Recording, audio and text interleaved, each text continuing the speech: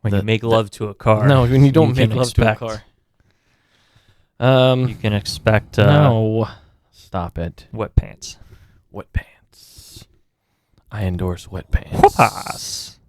If there's anything... If we... this is big dreaming, shooting for the rafters here. But is there any like promotion or like ad thing that you'd want like this to be? Because like hands down, and I don't want to advertise it, this is the greatest shit I've ever drank. Liquid Death. Oh, I absolutely love it. Looks like you're drinking the Chim Leafer. Grim Leafer. Oh, Grim Leafer. It's supposed to be Skye. My mom's like, how much energy does it have in it? I'm like, barely any. It's just iced tea. It's marketing. Marketing done well. Tony Khan, you could learn from this. Yeah, don't judge a book by its cover. Marketing done well. Marketing done well. Hey. EW. God damn it. It's Christmas next week. It is Christmas next week. I guess technically we're a week away from Christmas because I'll probably put this out tomorrow. We're a week away from Christmas, so no episode next week. What do you want for Christmas? My 2 front teeth. What wrestling related item? I'm trying to think of a wrestling related. I guess a Danhausen. I don't have a Danhausen figure. Oh. Any item at all in wrestling, and you want a Danhausen figure? Oh, no, that wasn't... That. Oh, because I was going to shoot for the Zamboni that Steve Austin uses. Well, I didn't know stuff like that was on the it's Christmas. Here. You can wish for whatever you want. Will you get it? Probably not, but hey. It's like all those years I wished for a pony. Did you want a pony? No. Oh. Okay. That's just like the generic kid thing that kids are like, I thought a hippopotamus was a thing. Wasn't there a song? There is a song. Yeah, you're right. But yeah, I would want the Zamboni from Steve Austin. Okay. It's the biggest thing I could think of. It's like that's pretty big. Related. Or like his monster truck. That is bigger. It's going to be a Stone Cold item. Okay. Yeah. Yeah. Something related to Stone Cold. What? Something related to Stone Cold. What? I said something related to Stone Cold. I do that all the time when I drink these. Like when I'm on the Xbox with the guys and I drink these. I'm like, because like I tell people, I'm like, now I understand beer because I drink these and just like chill out. Mm-hmm. I'm like, I hope I'm gonna get myself a beer, and then I'm like, you guys are supposed to say what? And they don't. They don't. I think I drink another beer. What? I get on Xbox. What? I get Call of Duty. What? I'll shoot some people. What? I'm gonna die. What? I'm gonna die again. What? The game's gonna break. The $7 game. Ladies and gentlemen, welcome to a podcast all about wrestling. In this corner, an author and a black belt, Kibbles. Kibbles? What kind of name is that? Pookie the Wolf is the best. I forgot my cockies. And in this corner, Pookie the Wolf. Pookie the Wolf is one of the best. Welcome to the Kibbles and Pookies Squared Circle. I assume you selected your shirt today on purpose. Pookie is wearing the Thunder Rosa Street Fighter shirt. And I did actually. And she got in the ring last night, and she's got a tag match next week. So, do you... Also, the fuck is going on with Skye Blue? I don't understand this storyline at all. Oh, well, hold on. Welcome, everybody, to another episode of Kibbles and Pookie Square Circle. Yes. Can we talk about that? There's so much wrong with that segment. I don't understand what's happening. That segment is just all over the place. Oh, my God. Because it makes no logical sense. Who the fuck is booking this shit? I don't know anymore. Tony Khan, what the fuck? I am so confused. Skye Blue was like definitively not with Julia Hart. And now all of a sudden she is. All of a sudden she is. I don't understand. The whole time, Kibbles. The whole time. I hate whatever is happening. Nothing at all. There's nothing whatsoever. And all of a sudden, she just out of nowhere goes, yeah, we're going to. And so, then, yeah, I'm with her. Can we talk about the Thunder Rosa stuff? Because not only did they make no sense at all. For one, it's on Collision, and I'm like, why wouldn't you just have her come back on Dynamite? Even if just show her up. Show up so on Dynamite. I'll say for Collision, I always felt like Thunder Rosa was gonna be like a Collision mainstay and not a Dynamite person, because she was the only woman. The only woman. The only woman. She's the only woman. She's the only woman. Guess what? You just got a title. She's the only woman. On the, like, when they were doing the Collision ads, and it was like CM Punk, Samoa Joe, Miro, Scorpio Sky, Andrade, and Thunder Rosa were the ones. And I truly believe that they were like really hoping that Thunder Rosa was going to be ready for like one of those first 2 weeks of Collision. Obviously, it didn't happen. So that's a minor problem. Cut you off. Anyway. No. You're explaining for people who haven't the Sky Blue thing. I don't understand. So it hurts my brain. That Thunder Rosa thing was a minor thing to have her on Collision. Mm-hmm. Okay, she came back on Collision. That's fine. Right. Although she's been on Collision. Yeah, because she's been on Collision as she's announcer. She's the Spanish announcer for Collision. So like at least logically it made sense why, like, where she came from and why she was at Collision and stuff. At least logically. But that was sense. the minor thing. issues of her return. The fact that she was in a bright pink suit, a bright pink outfit, with blonde hair, which we haven't seen her with yet. Maybe that's what was coming out of the crowd. Well, no, she would have been with no music whatsoever. I thought it was Anna Jay. I thought it was Ty. I had no clue who the fuck it was until they said it and she got in the ring. Right, yeah. Well, because the camera was on her back. Yeah. So I can tell you that where she came from made sense, because what normally will happen is they have the main commentary table, and then off over to the side, not every time, but most of the time, off to the side, they'll have like the other major commentary tables, and they'll be like, there's always like the crowd that's on the floor, and then there's like that section of area where it's just like wires and tables and shit, and like that's where they'll have those. So she would have come from there. So like at least it makes sense where she came from. It makes sense there, yes. Correct. But if you're going to have that kind of big, like I wanted her to have a big pop when she came back. And there was no music. It wasn't a good. There was no. Now, while it made logical sense, it wasn't a good return. It wasn't, and I'm so upset. I'm like, they just did her dirty. Yeah. Because I was so upset. Like, I'm sure it was a great pop for the Spanish announced tape, the people listening in Spanish, because she would have, dropped her. Hold on, guys, I gotta be right back. I was gonna say, I'm about to fuck this bitch up. I don't know it in Spanish. I was gonna say it in Italian. I was like, un momento, and I was like, that's Italian. I'm stupid. She was like kick a ass. Kick a ass. Yeah. Kick Spanish ass. for I'm gonna go kick that ass. Yeah. So that was, as a huge Thunder Rosa fan, that upset me. But let's get back to Sky Blue, which Nigel McGuinness said Sky Black at one point. I'm like, really? Is that what they're gonna call her? And if so, why didn't we do this earlier? Makes me wonder if that's what they're gonna call her, or if it was a flub. He said it like he announced it as that. It was like, oh, interesting. I think they should be now calling her Sky Black. Oh, I totally missed that. How did you say Christian again? Christian Cage. Christian Cage. Cage. Yeah. Fuck. What the fuck is going on with this fucking... Jesus Christ. Someone needs to check this booking and check it twice. Find out if Tony Khan's making any goddamn sense. We already know he's been naughty. He's been naughty on this He's been naughty. And the problem is, that's why I had an issue. That was my issue with the Continental Classic, because I'm like, now you're drawing attention to something you have to finish now, and you can't focus on fixing the women's division. Yeah.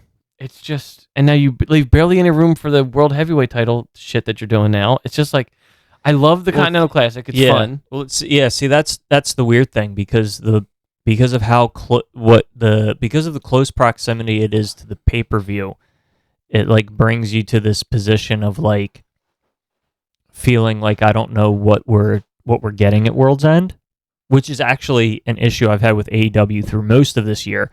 Is it feels like through most of this year you'll have like your big main event match, and you'll know that a couple weeks ahead of time, or you'll know one match ahead of time.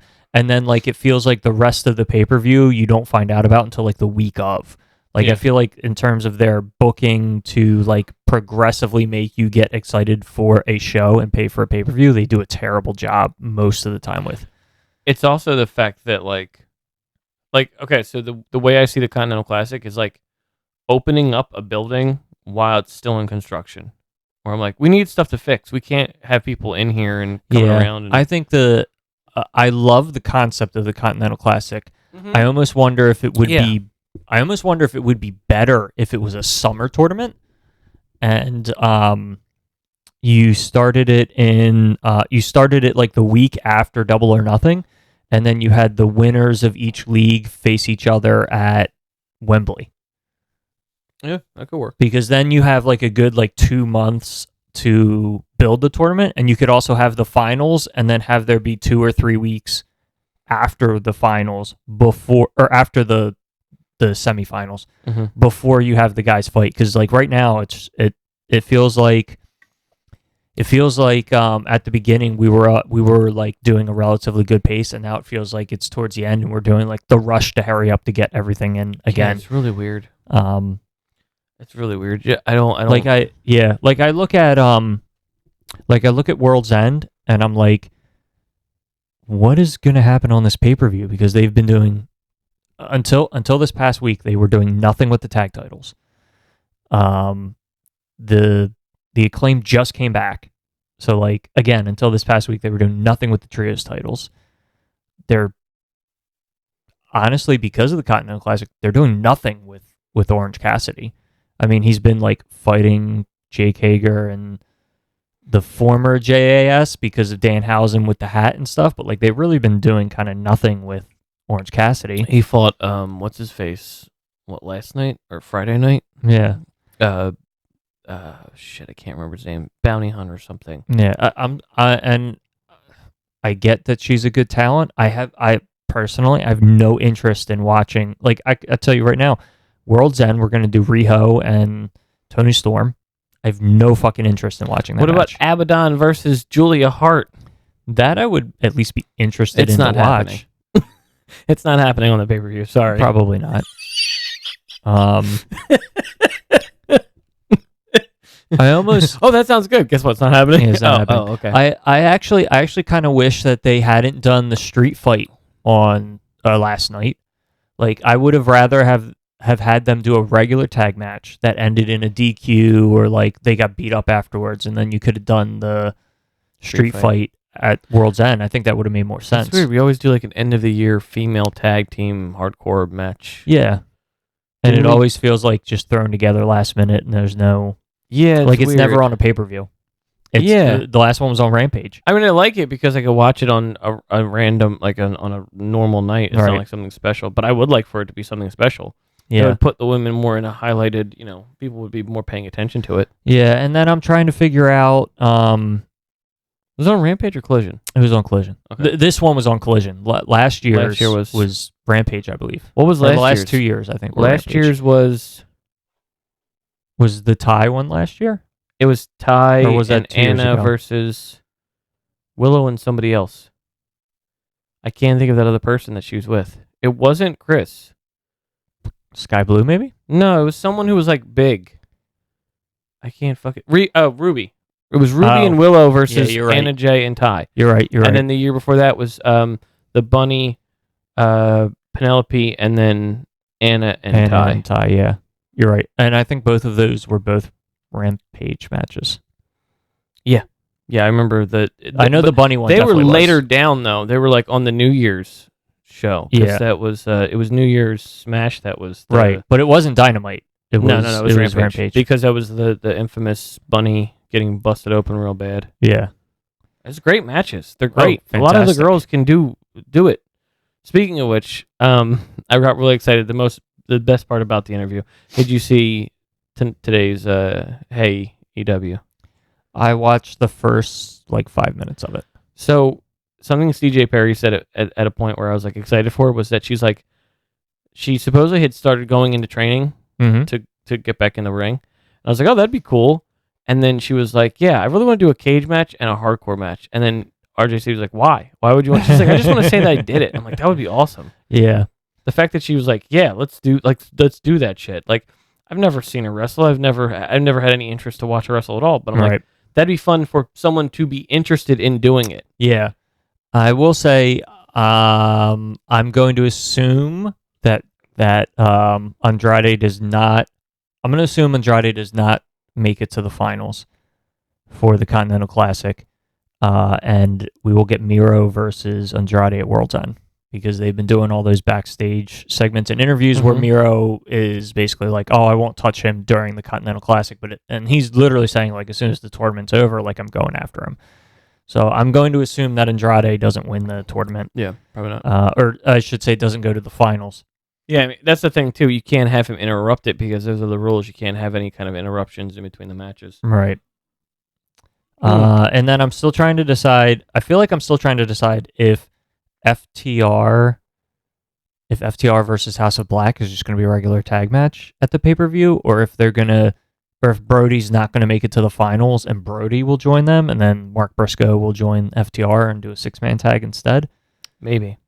One of those guys is going to get their first win this week. Who? Brody and... No, Jay Lethal and Mark Briscoe have to fight each other. They haven't fought each other yet. So one of them has to get a win. Do you think Moxley's going to beat Lethal or White? Wrong Jay. Probably. I think Jay White might win it to complicate the situation. Yeah. Well, see here, that's where the interesting thing is. With Mox's win, he's guaranteed to be in the semis, regardless of what happens. But there's now a possibility of any one of the other 3 making it into the semis.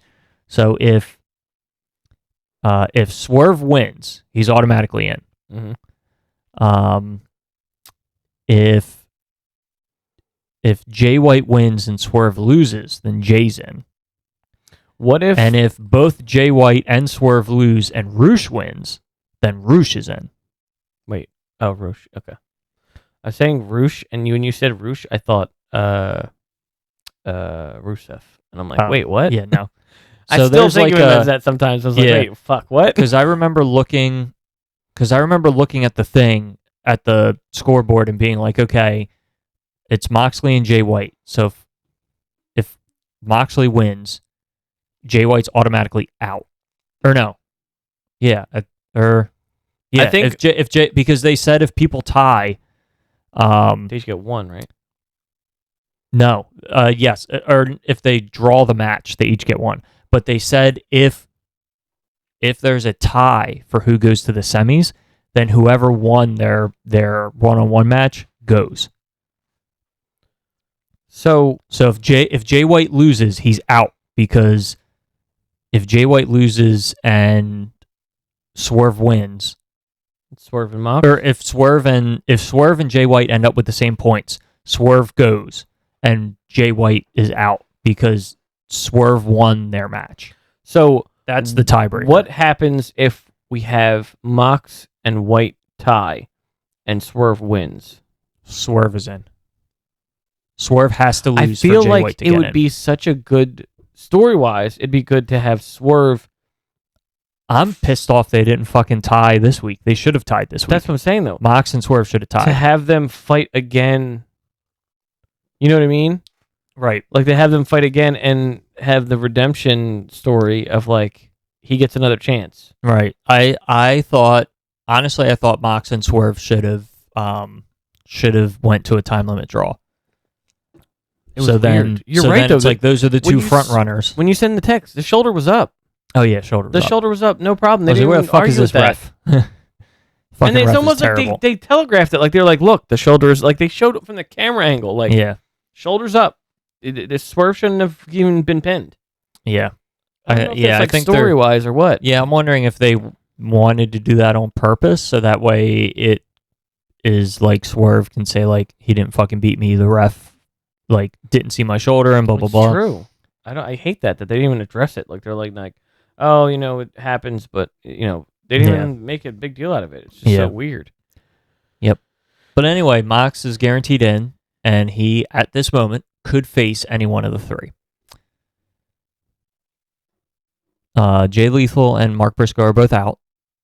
And if Swerve and Jay White lose and Roosh wins, he's in. than Roosh is in. So what do you think about the blue tournament? Blue tournament's very interesting because depending on who wins and loses this upcoming week, you could end up with a 5-way tie. Nice. So I don't know. Although that does make the blue league, I feel like, more interesting. I also wanted to address I'm very interested. I will also say I'm very interested because one of the matches this week for the blue league is Claudio and Brian, which I think is going to be fucking awesome. I don't want to. I mean, unless you're ready to pivot somewhere else, because I wanted to talk to you about something I was interested in, which was Kenny Omega's status. Yes. So he's not able to wrestle? No. So he was not feeling good even as far back as the match with Ethan Page. Okay. And he finally went and got checked out by a doctor, I guess, because like the post he had said was like, hey, I haven't been feeling good. Finally went to go see a doctor, and they took him in for surgery. Diverticulitis. The hell's that? It is some type of like stomach abdomen thing. It's pretty serious. I know that Shane McMahon had it and was a pretty big deal. Brock Lesnar had it and it was a pretty big deal. Wow. Like when Brock Lesnar got had the surgery or whatever, I feel like there was talk of like he might not fight again. But Brock had also had it for like a huge extended period of time. Also, another crazy thing for people that a lot of people have pointed out, that was during Brock's first run in the UFC, and a lot of people were like, dude, Brock Lesnar was fucking beating top people in UFC with diverticulitis. Could you imagine if he was fully healthy? He would have been fucking people up. He probably just swallowed it down and didn't even pay attention to it. Like they equated to how bad it was for him to him basically fighting at like 60%. His stomach was like, shut up. And I was like, holy shit. He was telling his stomach, he was like, shut up. We're going to win this fight. And they did. They did. The both of them did. So I don't think it says an inflammation or infection of one or more small pouches in the digestive tract. Yikes. Is that like a wrestling thing, or is it just in general? General. So I would.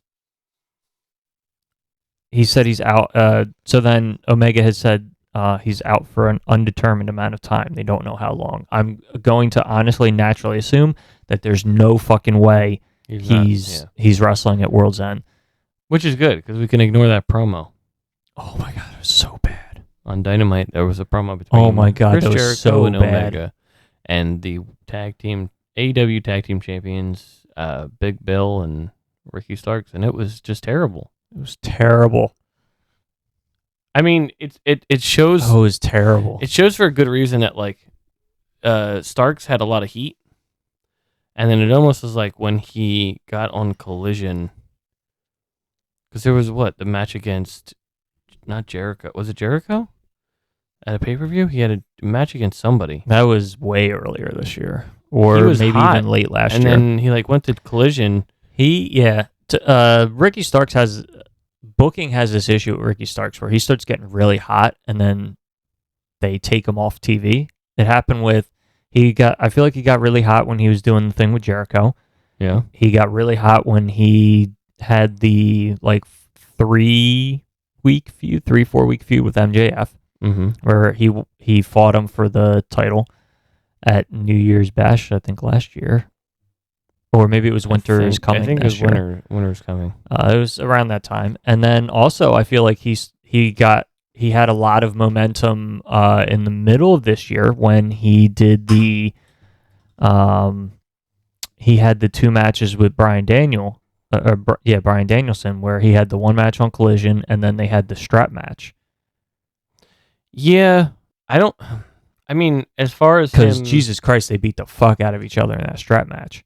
And I feel like he had good momentum there, and then he gets good momentum, and then they another time, even further back, I felt like he had good momentum when he left Team Taz and fought Powerhouse Hobbs. Yeah. And they had like the lights out match or whatever. And I feel like every time he gets momentum, they just pull him off TV. Yeah, I don't understand. I mean, I think when he fought, when he fought, it was the Owen Hart Cup. Back when he fought CM Punk at the Owen Hart Cup. That's what I was like, so I was kind of turned off by him. I'm like, I don't know. I'm not really feeling him anymore. Like I used to, like even like with his promos, like with the one with him and Edge and then the one with him and this recent one, it's just like, yeah. Do you know what you're saying? Or are you just kind of just spitting out dribble? Like I just feel like, yeah, that's the interesting thing, right? Like, and part of that I try to figure out, is it him or so here's the thing. I feel like everybody, like I don't feel like anybody has any interesting like zingers to throw at him. Like I feel like the only zinger that was really thrown was like when Omega was like, that's really more up your alley. It's kind of soft. And then he kind of called him like, then Jericho was like, you're just a better dressed Enzo or whatever. And I'm like, but I feel like that's the only thing that people throw at him. They're like, oh, you're just a better dressed Enzo. And like then the one before that was like, you just look like a dollar store rock. And I'm like, I don't feel like anybody has good zingers at him. And I'm kind of like, is that part of it? Like, it's not him. But I feel like he's been very good at making fun of other people. He's been very good at making fun of other people. He's been very good at making fun of Darby. He's been very good at making fun of MJF. Like, I feel like he does a good job of making fun of other people, but he's not like, lately I feel like he's just kind of like tripping over his words. Yeah, I mean, it does make me wonder if they're doing too much of the like not planning out what they're gonna say, or like it almost felt like they, I don't know how they planned or what they did for the segment, but it almost felt like the plan for the segment was, all right, I'm gonna hit you with a zinger, and then you're gonna hit me with a zinger, and like that's it. Like they didn't go over anything else. Not that they have to go over every word, but it felt like they were like grasping at straws because they were just like, oh, we're gonna say some stuff for 10 minutes. It felt like you were at like two kids at high school trying to make fun of each other. It just wasn't working out. It was very awkward and cringy. And yeah, all this stuff that Jericho tried didn't work. Didn't really go over.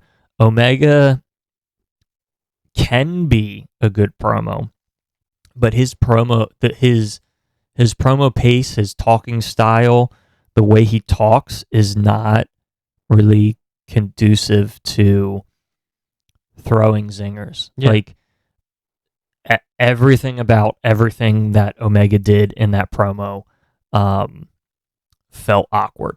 Yeah, everything about that. I think I like the Omega's not I think that's why Omega works with Don, because like he's not a talker. I don't feel like he's a very good talker as far as he's a I'm gonna show you what I can do, he's like Will Ospreay. He's not a guy who could just like, talk creatively or talk on the mic very well. It's more of like a, Yeah, the whole segment felt not good the entire time. Also another example of Ricky Starks getting a push, but them doing nothing, or and them doing nothing with it, right? Like they won the tag titles in that ladder match at the pay-per-view and at Full Gear. And honestly, I think this is the first time they've been on TV since they won the tag titles. That was like 4 or 5 weeks ago. It's very scattered. So that is also not helping. God, AEW just seems like a big mess right now. Yeah. It's a shame because I don't want to, like, I don't like saying that. They put on good matches. I enjoy watching various aspects of the show, but there's also a lot of, I just feel like I have a lot of criticism for what's going on right now because it feels very scattered. I don't think anyone's ruining it per se. I mean, not anymore. We fired him, but I think the concept of just the way the company itself is trying to work the company, like the promotion. I don't think anyone's doing a bad job. I think it's just the way they want to try to format a story or not format a story, whatever. It just doesn't really doesn't get me amped up. You'd want to watch Rampage back in the day because they'd be like, we're doing this match on Rampage, so come and go watch that. Yeah, they do. It's interesting. They do a lot more of announcing and things like that on through social media now. Like, now I will say that I feel like it was incredibly unfair and not super enjoyable to watch. It was funny the first time or two, but then it became not enjoyable to watch when before the main event on Dynamite, they would run down the card of what's coming up next week, or what's coming up on Rampage, what's coming up next week, what's happening on Collision. They would have like a list of matches or segments, and Excalibur would go through them like really, really quickly. I didn't really like the really quickly part because he was like running out of breath trying to do it, but I actually enjoyed that. It felt like they were saying, this is what's coming next week. This is what's happening next week. And this is what's happening on Rampage this week. Like right now, I feel like there's no reason for me to watch Rampage because there isn't anything interestingly enough for them to even tell me about is happening on Friday. Like, they don't even bother telling me what's like, it's Wednesday and they don't even bother telling me what matches are on Friday. Do you think? I mean, it's gonna become like Dark. Do you think that you would watch the Continental Classic matches if they were on Rampage? I would, based on the match.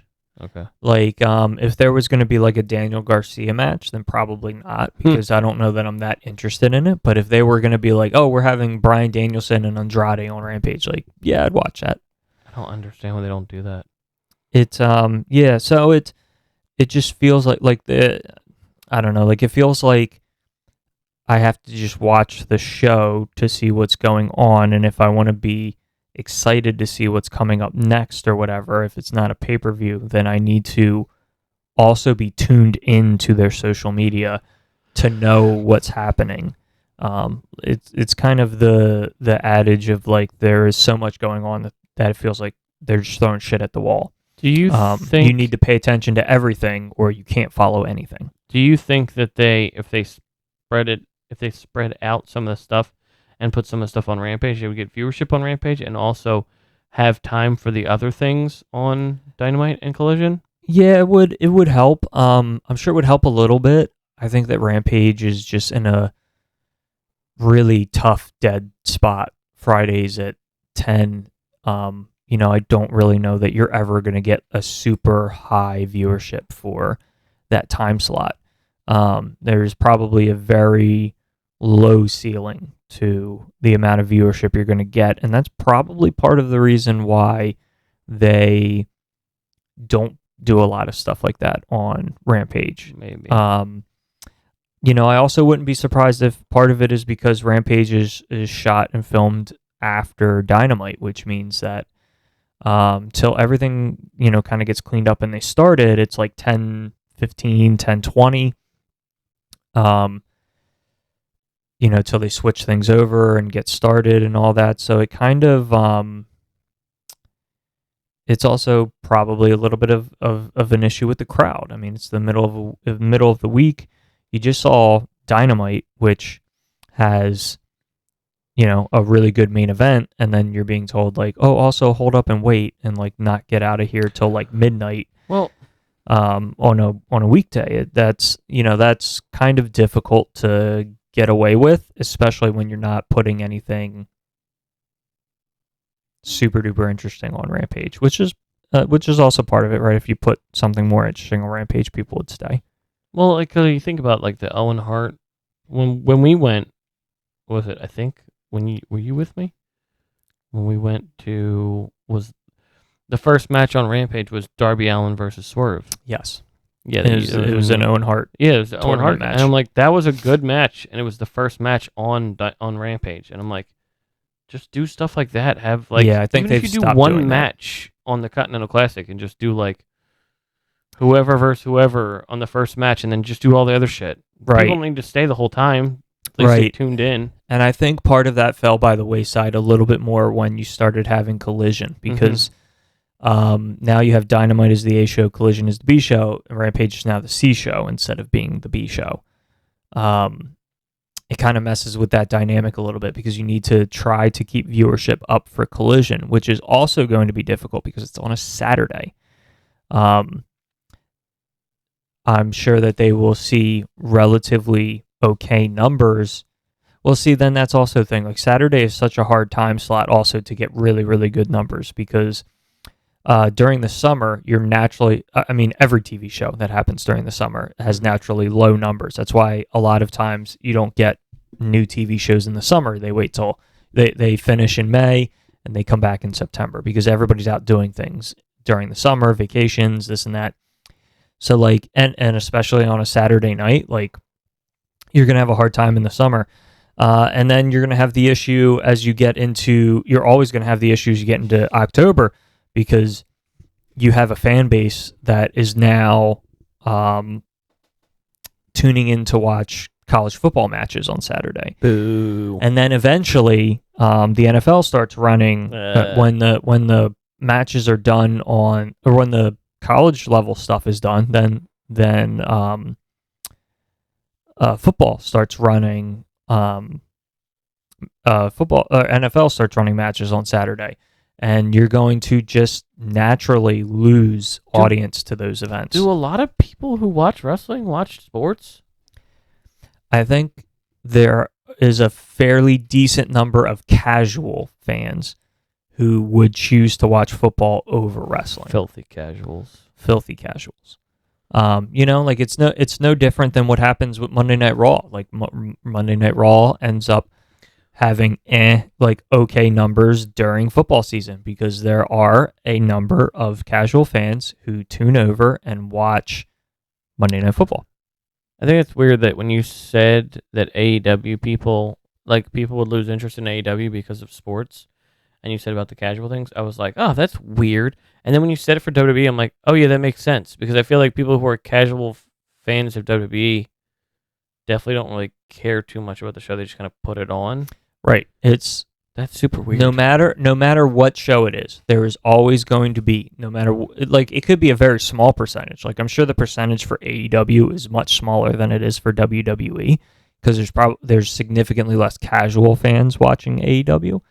But you will, like, when there's big sports stuff going on, every single show is going to suffer. It's interesting because, but I'm like, in my head, AEW was like, what? People are watching?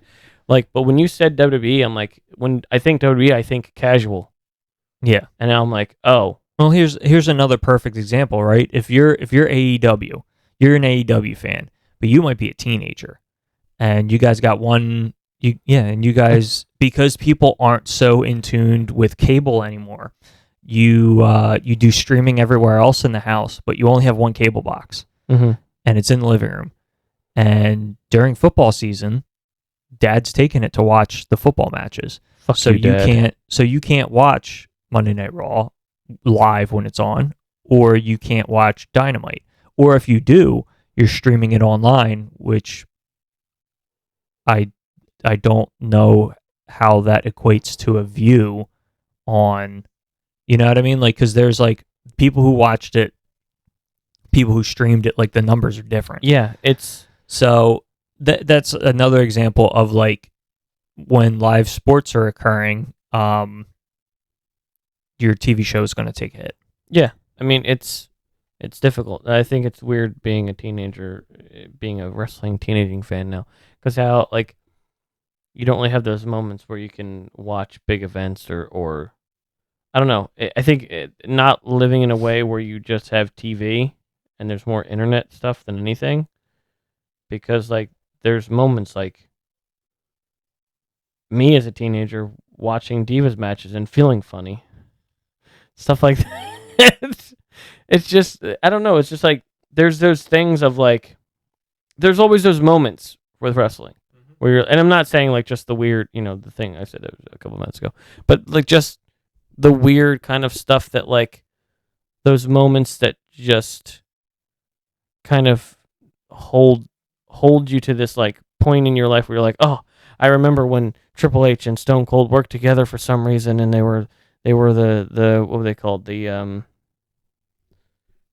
two-man power trip. Yeah, it was the power trip. Yeah, and I was like, I just stuff like that where you're like, it all holds together with it also holds together with like JR yelling something. Yeah, I mean it does. Oh God! It also makes me wonder, like, what do certain audiences and pockets of fans like care about? Like, are they like, oh, this is really cool, I'm really into this because of like all this action and these really cool matches, or oh no, I'm really into like Randy Orton being back and he's going after the bloodline, and like I want to see what, and like the CM Punk Seth Rollins promo on Mondays got me kind of like hyped to see those two fight and like see what else they're going to say about each other. And I think WWE is actually right now doing a much better job of getting you to be more invested in future things that are happening. That's the thing too. I think it's a concept of, okay, so back when AEW was striving, we had AEW striving because they were doing stuff that people enjoyed. When Vince was in charge, WWE was off their game. Now WWE is back on their game, and AEW is kind of just falling apart because they're like, we don't really have a formula or like a way to do things. They're less together than WWE is now. Yeah, they're kind of going through like almost like growing pains. You were the exciting, cool, fun new toy, and then you grew, and now you have to figure out how to make that work. Yeah, I think they're doing this weird thing now where they're like kind of lost touch of what made them great. Oh, absolutely. It's very weird where it's just like, and WWE is just back to normal. Like they're back to doing things good again. Yeah. I think part of that with WWE is Vince stepping down and getting out of the way, Triple H taking a little bit more of the reins. I would not be surprised if part of that is kind of coming out of the pandemic and having things be normal for a longer sustained amount of time, because WWE was not good during the pandemic era at all. And they've kind of like found their groove back again. And I would not be surprised if part of the reason they found a little bit more of their groove is, for lack of a better term, the competition that AEW has, put them through. Like, oh, AEW is not competition, or they're whatever, whatever. But like when other companies are putting out good wrestling product and people are talking about it and people are flocking over to go see what's happening, it naturally makes you do things differently and step your game up. And so, as much as they will probably deny it, I have no doubt that AEW bursting on the scene and being the hot new thing for like the first 2 or 3 years absolutely probably played a role in WWE like having the momentum and things that they have now. I got so mad about Triple H saying that, oh, congratulations, AEW beat our developmental. It's like, but you did try hard to make sure you beat them back. Like, yeah, you just didn't do a better job. Like, I hated that when he said that. He's like, oh, they beat our developmental. I was like, yeah, but you were trying hard to make sure you were better than them. Yeah, and you ended up losing that battle, and it's just like, yeah, I mean, he wanted to. Yeah, no, I mean, I agree with you. It's him being like petty a little bit. He swallowed, didn't swallow his pride and be like, hey, they're doing a good job, and we're hopefully going to get better. And right, and I also would not be surprised if he did it specifically to get a rise out of Tony Khan. Probably. He was like, we tried, we lost. I admit it, but also I'm going to say this because I want to get under his skin. And then Tony Khan did what Tony Khan does, and he went to Twitter and he fucking mouthed off. I think the purchase of Ring of Honor was a bad move from him. I really do. I think it really fucked with the AEW product. I think it was the right thing to do. What he's doing with it now is not good. Yeah, it really fucked with the AEW product. It really stunted the growth of AEW. He needs to put somebody else in charge of Ring of Honor and let it be its own thing, and have him focus on booking AEW and stuff. Like, I think there's too much going on his plate, and that's probably why he's a little scatterbrained, and things feel a little scattered. It doesn't surprise me that there are a decent number of people that are coming out now or whatever and saying, like, Tony Khan, they're basically saying, like, Vince's style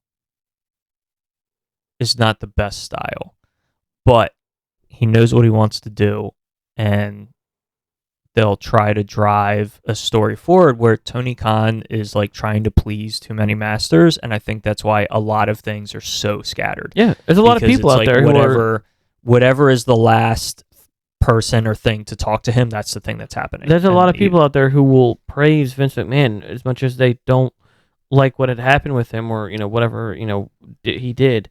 There's a lot of people out there who will still praise him, like he's look at Undertaker, Mick Foley. There's people who are like, yeah, he knows what he's doing. He's like, he knew what he wanted of the company, and he knew how to think critically business wise. Right. I don't think Tony Khan. I think when they started, Tony Khan knew what he wanted to do, and they did that really well, and that's why it was initially successful. I think there's too many too many cooks in the kitchen. He's trying to please too many people. Honestly, he has too many people signed. I understand why and what he wants, and I understand why and all that stuff, but he's got too many people signed right now. He's got too many cooks. Too many cooks, too many people signed, too many things. Like, he has so many people signed that, like, he really just things need to be split. Mm-hmm. And I think that needs to start with Ring of Honor. You should have Ring of Honor talent, and you have AEW talent, and sometimes they cross over, but it is not an every week thing. Get the fucking Ring of Honor titles off of AEW television. Like, there's too much. Speaking of Ring of Honor, Final Battle happened on Friday. We have a new television champion. Yep. And he didn't have his title on Friday Night Rampage, which is weird. He won it on earlier that night on Friday. Well, wait, when? It's a time paradox. When was the match? Did the match happen before the Rampage match? Yes. Okay. Well, so the concept of is That's that funny. Kyle Fletcher didn't have the title on that Wednesday, but it was aired on Friday when he did win the title. So he didn't have the title on the day that he won it, but I guess they didn't want to go, if he had the title, they'd be like, on Wednesday, they'd be like, hold on, why does Kyle Fletcher have the television, Ring of Honor television title? Yeah. It would have been very confusing. So, it's funny? I forgot that Kyle Fletcher was in that Survival of the Fittest tournament thing, and I was on Cage Side looking at the results, and they were like, Don Callis family wins its first gold in ROH, and I immediately thought, Powerhouse Hobbs, Fletcher, and Takeshita won the 6-man tag titles. That's what my mind initially went to. Who did they end up fighting? They fought who did the Mogul Embassy fight? I don't know. They fought some group that I'm like, they didn't win that? Okay. It was the TKDM or whatever, TMTK or whatever that group. Yeah. And I was like, okay, whatever. But yeah, it's Final Battle, and it was very interesting. The concept that, I don't know. So obviously, wrestling logic, Tony Nese isn't fired or actually quit, Right. So then he'll show up, I guess, next week. He can go to AEW. He's fired from Ring of Honor. He can go to AEW now. I don't know. Or WWE. Who knows? Who knows? But spoilers for anyone who didn't see Final Battle, the main event wasn't how I thought it would turn out. Yeah, I really thought Billy Starks was going to win. Especially after the interview with Athena, where she said she'd like to go back to AEW and do a better run than she did last time. I'm like, she might be losing. And I was like, she didn't lose. What happened? Yeah, it's I was surprised just because of I was surprised specifically because it was the main event and the story that was like being told and everything. I was like, okay, yeah, like it totally, to me, I was like, it totally makes sense that Billy Starks is going to win here. They fucking Cody Rhodes Roman reigned us. Yeah, basically. They didn't get to finish the story at all. Didn't finish the story at all.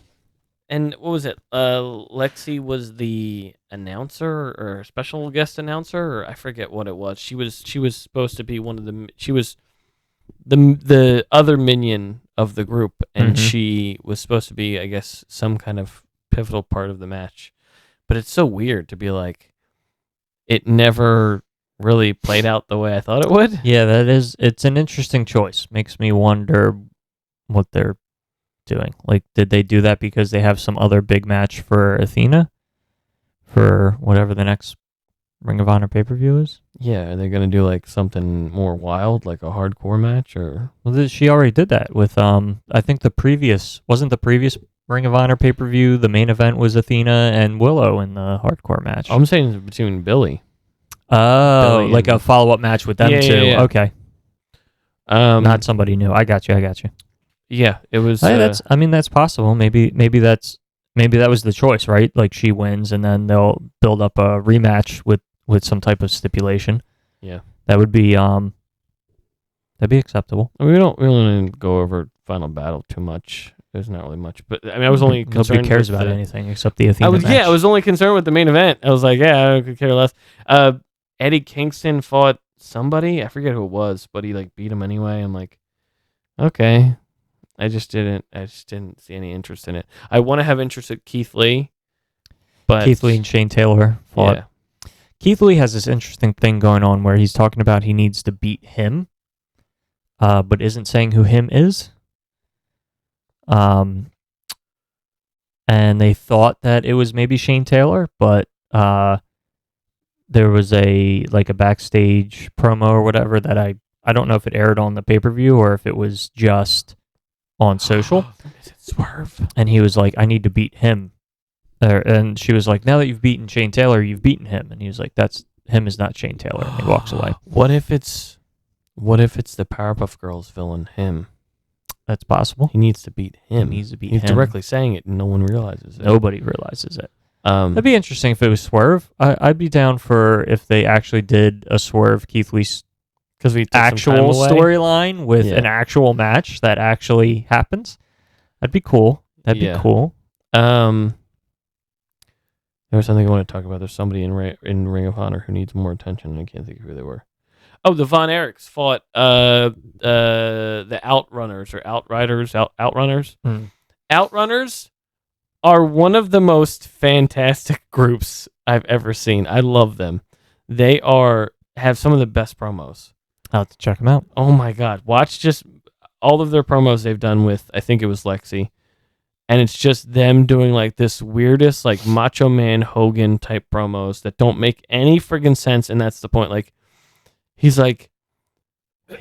says something where there was like one part where he said something that made no sense. Like it was like, not everyone is me, and trust me, I know if anyone knows it, it's me. Like it's just some weird, like didn't make any logical sense. Okay. And then there's a part where he pushes the other guy, and the other guy goes, "Oh, let me tell you, that hurt, but I'll tell you something else." Like it's just like such a 80s. It's an 80s like parody of a wrestler, and it's so fucking good. Okay, check it out. It's one of my favorites. Like it's such a silly, like muscly airhead type like promo. It reminds me very much of like Macho Man and Hogan, but also a little bit of Dr. Disrespect, the streamer, because he does stuff that's like funny on purpose. Like he'll be like, turn his back to the camera and take off his glasses, and then he turns around and there's another pair of shades on his glasses. Like the joke of like this like 80s bully, over the top bully kind of guy. That's what they remind me of, like the shades and the mustaches and the talking about how great they are, and it's just so good. It's definitely watch if you're listening to this right now. Just go watch them. Well, I mean, do it after you're done here. Yeah, it's so good. I'll check it out. I think it's the Outrunners, Outriders, something like that. Okay, I'll check it out. It's some of the best stuff. Did you hear that? That you don't want none. I don't want none of what? You don't want none. I don't know. I don't want none of what? AJ Styles is back. Oh, brownies? Because I was going to say if it was brownies, I want brownies. No, his song says you don't want none. Yeah, I don't understand that either. AJ Styles is back. Yeah, no, I Smack it I down. understand that. I just didn't understand when he came back, why he... Very interestingly... Just pants and gloves, and he just come out so super jacked. It almost made him look like he wasn't as short as he is. Because he is pretty kind of small. Why. You mean he gained some length to his legs? No, like he wanted to not be perceived as short. Because you said it looked like he didn't look short. Walking around, was like, shirt on. He saved Orton and LA Knight. LA Knight, and then proceeded to go ahead. And then proceeded to take LA Knight out. Yeah. So sure did. Don't know what that's about. I guess AJ Styles is going to be a heel. He's going to fight LA Knight. Have to, I don't know why. LA Knight is not going to be No, he's not going to be a heel. No, there's no way. That would just be stupid. It was very interesting. I did not expect that. Like, I was like, oh, cool, AJ Styles is back. And then he, like, clotheslined LA Knight, and I was like, what the fuck? That was really weird. What the fuck? So are we getting what, Orton versus Roman at the Rumble? I assume so. Oh, that sounds so much cooler. I said at Royal Rumble, and you're like, at the Rumble. At the Rumble. It sounds like some hip, cool kids spot, like teen Rumble. Spot in the 80s. Y'all going to be down at the Rumble? At the Rumble. So, yeah, we'll probably get Orton Reigns at the Rumble. We'll get the 2 Royal Rumbles. Solo Sikoa versus... Fuck, I don't know. I assume Solo would be in the Rumble. Otis. It's going to be Otis and Solo Sikoa 1-on-1. What? I don't know. They're not even on the same brand. Doesn't matter. None of this matters, man. You're right. I did like the promo from Damage Control, where they were basically Bailey was like, you know, the whole reason I made this group is to be the most dominant, like, women's faction. Like, I knew Io was going to be awesome, and she's the champ. She's going to stay the champ. The Asuka and Kairi Sane are going to go for the women's tag titles. So she's like, then we'll have the women's tag titles. And then Bailey was like, and we're going to take the Raw Women's Championship because I'm entering the Royal Rumble, and when I win, I'm going to face the Raw Women's Champion. So then Damage Control would have all the titles. And I was like, that logically makes sense. This is a great way to announce that you're going to be in the Royal Rumble. Like, I was like, this is really good. I love how that people were complaining. I don't know if people were complaining. People were saying how, like, no one's announced that they're in. Only a couple of people have announced that they're going to be in the Royal Rumble. And I was like, I don't really care too much. Remember when you used to have to win matches to get into the Royal Rumble? No. You couldn't just announce you were in the Rumble and be in the Rumble. I don't want to hear anyone tell me. Like, I just want to. It's like Christmas. I don't want to hear about what it's going to be there. Most people, well, yeah. I just want to be surprised. I feel like by the time the Rumble comes around, you usually know about 20 of the people that are in it. I want all 30 entrants to be a mystery to me. I agree. I'm going to go in there blind. I know CM Punk will be in it, and that's it. Yep. He's like, I'm in the Royal Rumble. Supposedly he's going to be fighting Dirty Dom at a live show. At a live show, yeah. I did see that too? Yeah. I was like, interesting. So, I had to laugh at the thing that Tony posted where people were like, oh, WWE's trying to figure out what's going on with CM Punk because they brought him back and, 3 weeks later the numbers drop. Like he's not holding his star power or whatever. And I was like, whoever wrote that doesn't know what the fuck they're talking about. Because if you look at the actual numbers, WWE was always going to do a lower number because they were against 2 football games instead of 1 this week. Also, them trying to say that CM Punk is not holding power or like it isn't like bringing in the views or whatever. Also, didn't look at the fucking numbers because they have number breakdowns by quarter hour. And CM Punk's segment with Seth Rollins is by far the highest rated segment of the show by a lot. Like if you look at it, it goes like this. It's like, hey, we started off here, and then we're slowly losing viewers, and then Punk segment, and then we're gonna lose viewers again. Like, spike. There was a big spike during the quarter hour that Punk was on the show. You know who's responsible for that spike, right? Solo Sikoa. You're right. See? Roman Reigns, our tribal chief. None of that matters. Well, no, because I meant it was the spike. Oh, Because his move is yeah. Totally missed that. Umaga passed away, so I gotta use it somehow. If we didn't have Solo Sikoa, I would have said Umaga because of the spike. Anyway, but it's so like, I was just like, whoever wrote that doesn't know what the fuck they're talking about. So Rumble isn't until January. Correct. We have a long way to go. Correct. And probably about 5 weeks, 6 weeks left. Yeah, the 27th of January, which is a family member's birthday. I just realized. January 27th. I think there's like 6 weeks till the Rumble. And then that means 3 days later, or 3 or 4 days later is Becky Lynch's birthday. Don't ask me how I know exciting. that. I know that because my mom's birthday is like 3 days before her birthday. Oh. Yeah. And I love Becky Lynch. Absolutely love Becky Lynch. I'm thinking about buying the book. Anyway, so comes out in March. Are we going to do? Oh, I am very aware. Are we going to do a predictions for next week, or not next week, but because we could do one. We could do one next week. Yeah, New Year's 2 Eve. weeks. Yeah, that'd be good because that'll give us time to like think about it. We could just do predictions. And I wanna, I'll be upfront with you. I am going to do a couple that are like logical predictions, and then I'm gonna do a couple like curveballs where I'm gonna be like, this crazy thing is gonna happen.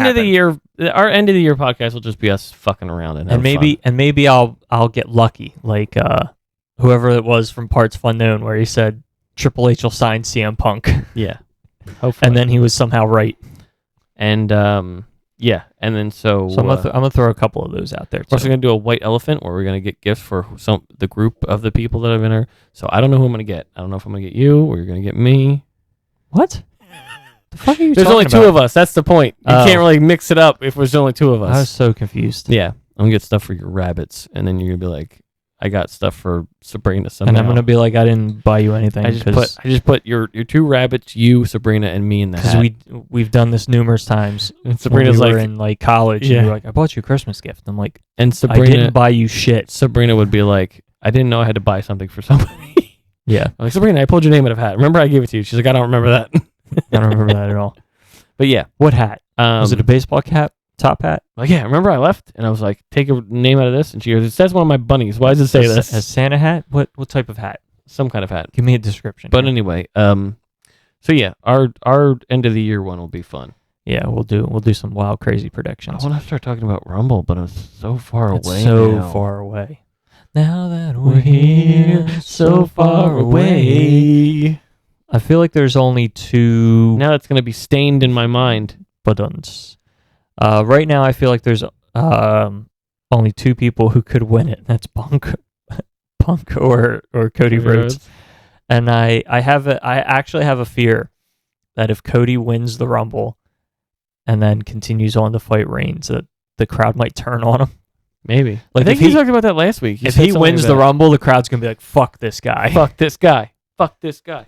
Especially if it's him and Punk are the final two. Yeah. Oh no, I don't think they'll do that. That would be disastrous.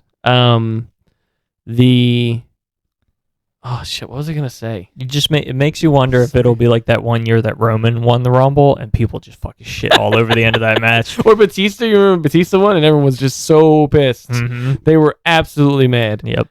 I think it was, who did they want? Brian, right? Brian. Yeah. Both years. Yeah. It was Brian. People are like, this is his year. Yeah. The shit, I had something and I don't remember what it was now. It was something about Rumble and WWE. Fuck. Rumble's fun though. Yeah. Yeah. It's probably my second. Yeah, it is. It's my second fun. favorite pay-per-view of the year. It's fun because you don't know what's going to happen. Yeah, WrestleMania's number 1. Royal Rumble's number 2. Do you think we'll get Mickey James back? Maybe. Now that her husband is one of the general managers of SmackDown. That would be... Yeah, that could happen. I always think that when I think of him because I don't know anything else about him. Yeah, I mean, at the very least, she could be a guest spot in the Rumble. Yeah, I think she would. I think there's a high possibility that she would be a surprise entrant.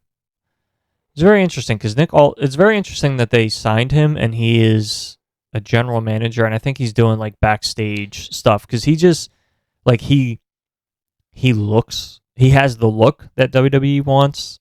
He is a very talented promo and wrestler. Like it's just very interesting that he's not a wrestler. I mean, he might wrestle. Yeah, he could always just wrestle. Yeah, it does make me think that he didn't want to wrestle, at least not right now. Yeah, he might be like recovering from something. Possibly. It's just very interesting especially because like I said, like he has that look that they like. Yeah, I don't know. His last match was against what's his face, Shelley, for the TNA title. Might have been something after that, but I'm not sure. Whoever was the no, because he was the NWA World Champion for a long time. Yeah, but didn't he was just recently on TNA fighting somebody? Maybe he was. I think he fought for a title, whether it was Sabin or Shelley. Oh. When they both had them. Oh yeah, and then because it was Aldis and that guy who left AEW. Rush. Leo Rush. He he's been everywhere. He was fighting for the X division. Okay. And then Aldis was fighting for the World Heavyweight from both the Motor City Machine Guns. Okay. It was when they I don't know if they still both have them, but it was when they I know Shelley. I'm pretty certain Alex Shelley is still the world champion. I'm not sure about Chris Sabin though. Mm-hmm. So, but yeah, it's there's not really much going on. I might give Impact or I might give TNA Wrestling a chance again. I've heard that they're pretty consistent with like good booking and storytelling. Or what I should say is when the streaming thing starts, if they put the weekly television on it, then I'll give it a shot. Because TNA had announced that there's like a Impact Plus or TNA Wrestling Plus or something. They're doing streaming stuff with Warner Brothers, which is also strange because that's who has AEW right now. I mean, they've worked with them before though. Yeah, so I think so like that made me wonder like is that going to be a part of Max, which I already have, and if they're going to put the weekly television on it, I'll give it a shot. See if it's any good.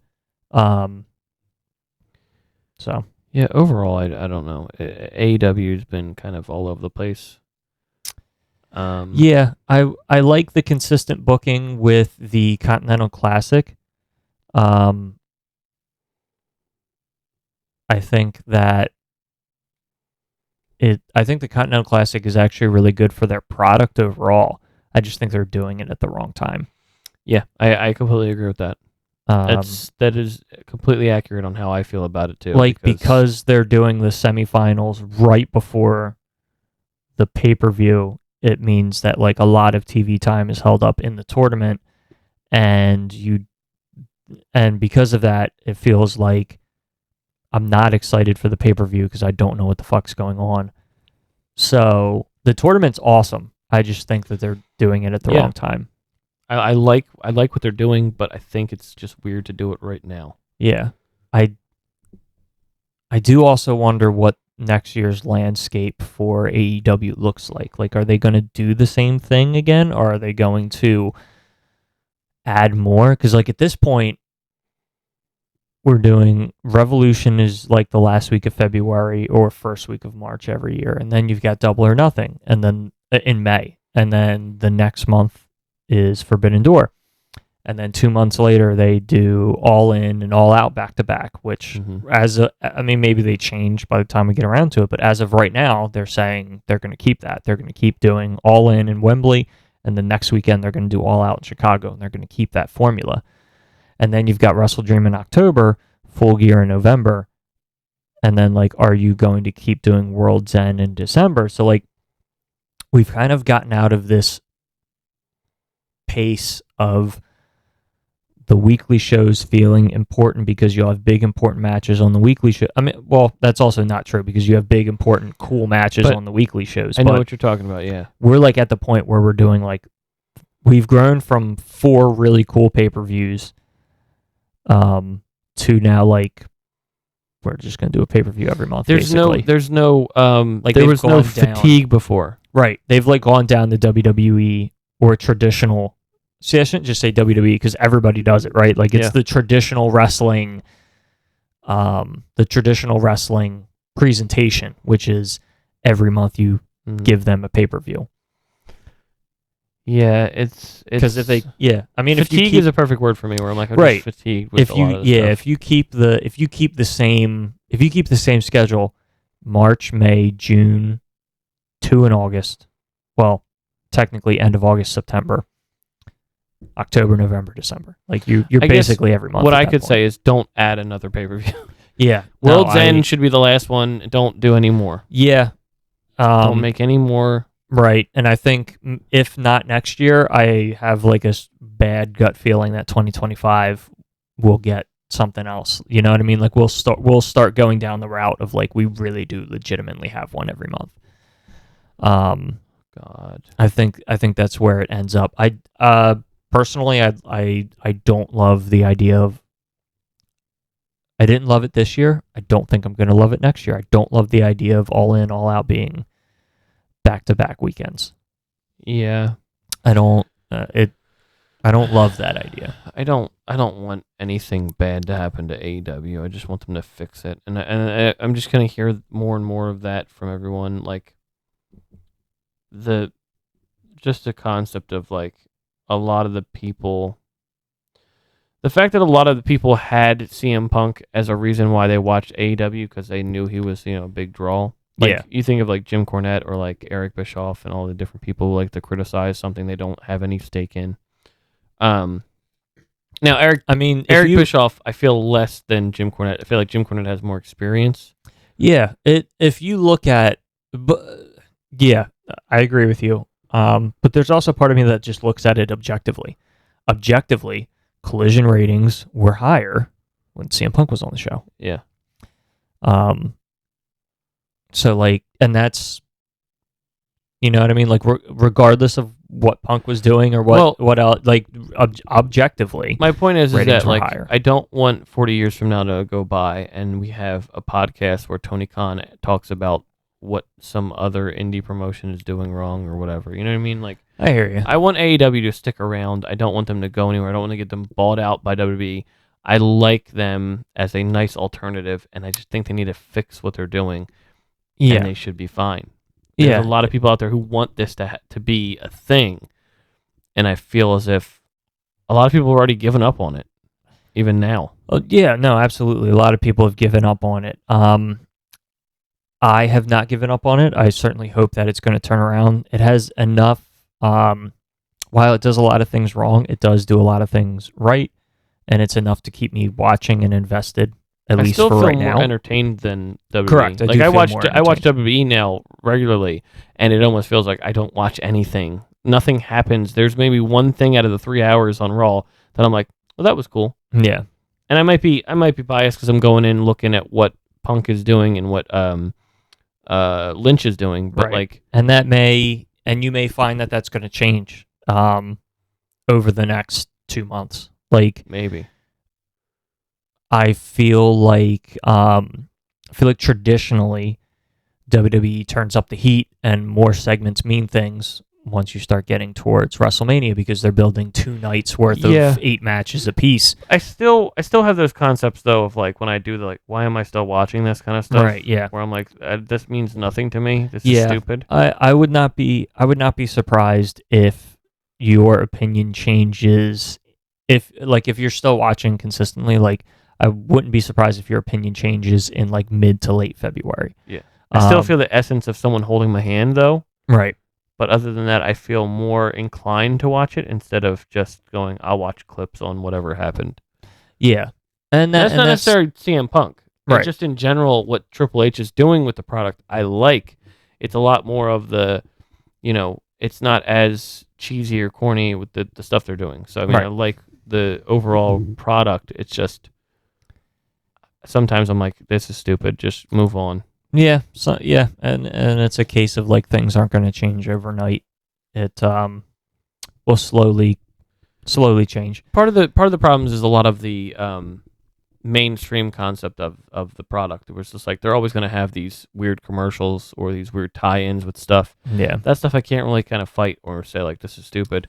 Yep. It's going to happen. It's going to happen. AEW does it too. AEW It's does just it too. not Everybody like does it. blatant. Jesus Christ, that Texas Chainsaw Massacre championship match. Those are their biggest. Their biggest offenders. I think that was the worst thing that they did this year. Yeah. Worst match in AEW history. Oh, should we do that next or 2 weeks from now? Should we talk about the worst things that? Oh, we should. That'd be fun.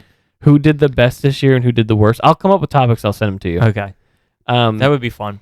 But yeah. I would love to talk about just like in general, like matches we loved, and like also couple that with matches we hated. Yeah. I would love that. Like not like here's my top 5. Just like here's a list of some stuff that just was really go over. cool. Yeah, like here's a list of review, some shit that was review bad of stuff. Yeah. But yeah, it's just, and it'll be fantastic when one of us says something and we're like, that was so bad, I erased it from my mind. I forgot it happened. So I guarantee you one thing is going to happen. We'll have to go back and look. But yeah, we could do like biggest decline, biggest rise. Yep. I'll tell you right now, so that Sky Blue storyline is going to be in my fucking list. What the fuck is happening with that? I was going to say biggest rise would probably be Swerve for both of us, I think. I think Swerve is... So, and I think that's part of my other thing with the tournament and being so close to the pay-per-view or whatever. Swerve has a lot of momentum, and if he doesn't win in the semifinals, then right now he doesn't have a fucking match at the pay-per-view. So also because the Devil is becoming more involved, I feel like we're gonna get that reveal at World's End. God, that shit is I think we're getting that reveal at World's End just because. And the more I'm looking at it, the more I'm like, fuck, it's going to be MJF. They've already announced that, like, they're going to have MJF and Samoa Joe talk about it. The more that happens, the more I really am, like, I really am like, it's going to fucking be MJF. I hope not. What are some side things? We can, I think, wrap it up soon. The only reason, well, then it's still so early. I was going to say, would it logically make sense if it was MJF because they wanted him to be heel, so that way he would be a heel going into All In against Ospreay being a face in Wembley. But then I'm like, I don't think you need that. But then I'm like, it's so early to be turning him. I don't think you need that. We'll talk about it next. We'll talk about it next week. Well, my point is that I don't think you need that. I think whoever you put up against Will Ospreay at the next All In, it should be someone who people love. It doesn't matter whether or not, because people are going to cheer this person and people are going to cheer Will, regardless. I think you could still do one of those. Whether it's the titles on the line or not, you could still do Will against somebody and still have just a great fucking time. Yeah. Doesn't matter who it is. Ricochet. Hold on. Can we get Ricochet? I'd love to get Ricochet. I think. Get ready. I'm gonna have some bold, crazy predictions. Oh my goodness. What are some things? Some side things we can just go over real quick.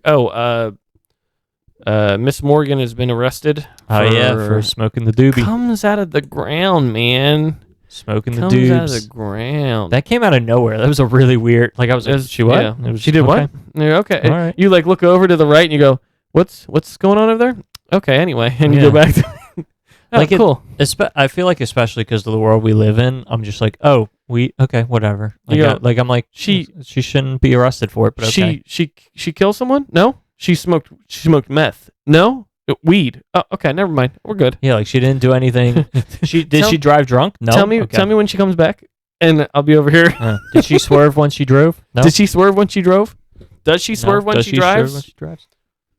She's top rope, catch a vibe. And she swerves when she drives. Oh, is those the other words? That's one of the. I think that's the first line. All I know is I swerve when I drive. It's like top rope, catch a vibe. Something foot when I drive, or I don't know what it is, but then it goes into the swerve when I drive like 3-4 times. Yeah. Such a great song. Also, there was something else I wanted to mention.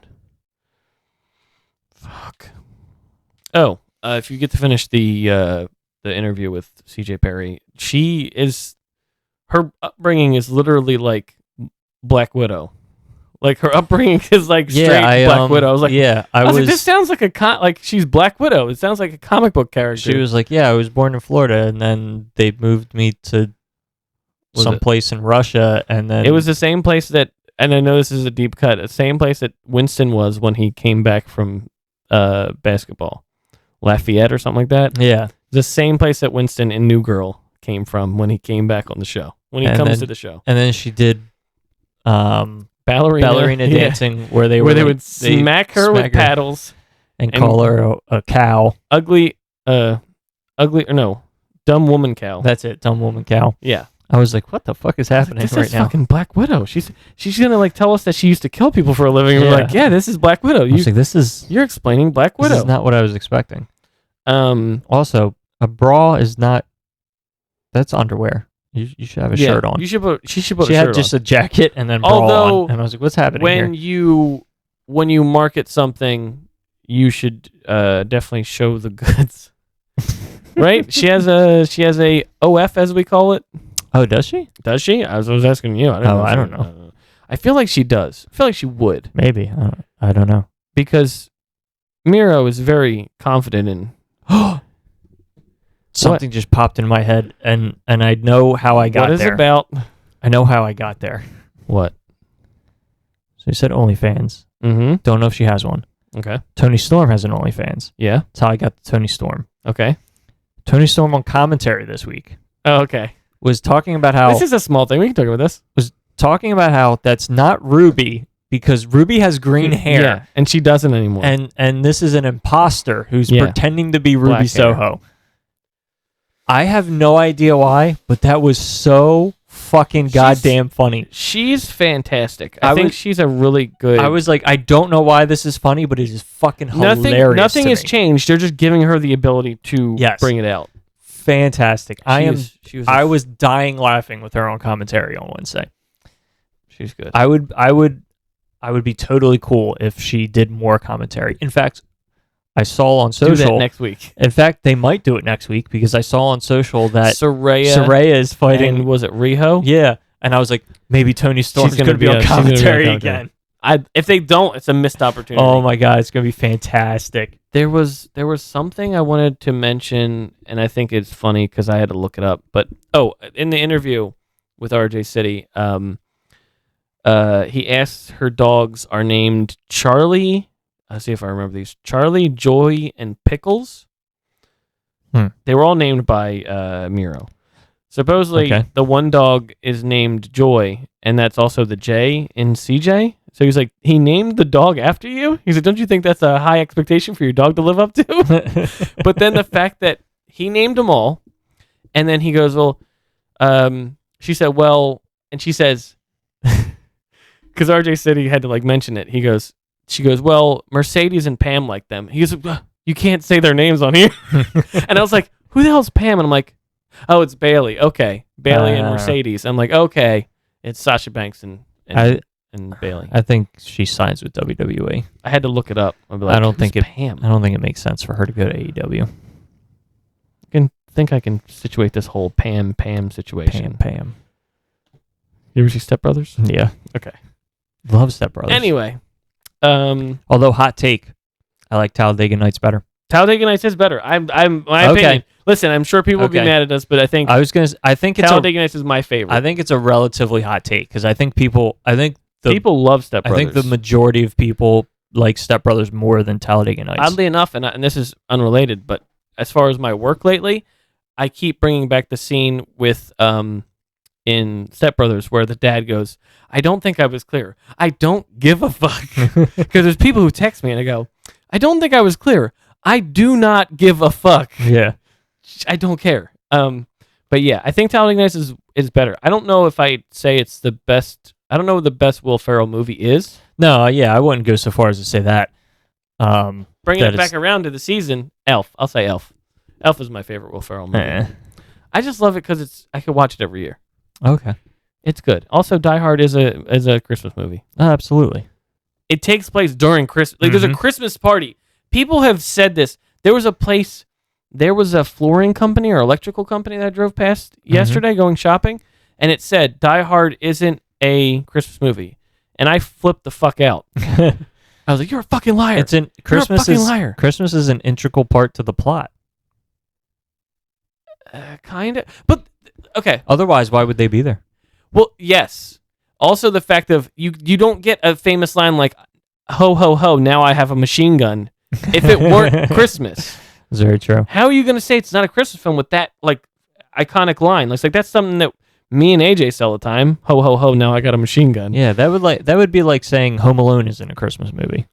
Which is also that's the reason for the season. Home Alone is a fucking Christmas movie. That's a Christmas. Do people argue that it's not a Christmas movie? I don't know. I'm just using it as an example of like Christmas is a piece of the plot, and if they say Die Hard's not a Christmas movie, then they have to say that Home Alone isn't a Christmas movie. Because that's the whole reason why they're gone. If they were just gone for some trip, then it wouldn't be a Christmas movie. But they are gone because of Christmas. They're going away for Christmas. Exactly. Yeah, I mean, if you have an issue with that, then write in the comments. Just write in the comments. Just type in the comments. Type in the comments how you feel about it. Don't make sure to do the signature all caps, because if you're really mad, that's how we'll know. That's how we'll know you're yelling. But yeah, so I will actually be able to say that we won't be recording next week. Correct. Because normally we just don't record and we just never tell anybody. Correct. We're definitely not. We're definitely Christmas not recording Eve next week. So don't expect the episode next week. Yep. Maybe there'll be something else. Who knows? But then the week after, we're gonna have crazy bonker predictions. It's gonna be fantastic. We're gonna build this shit up, and we're gonna under deliver. We're gonna so wait hard. a minute. Yeah, that's what we do.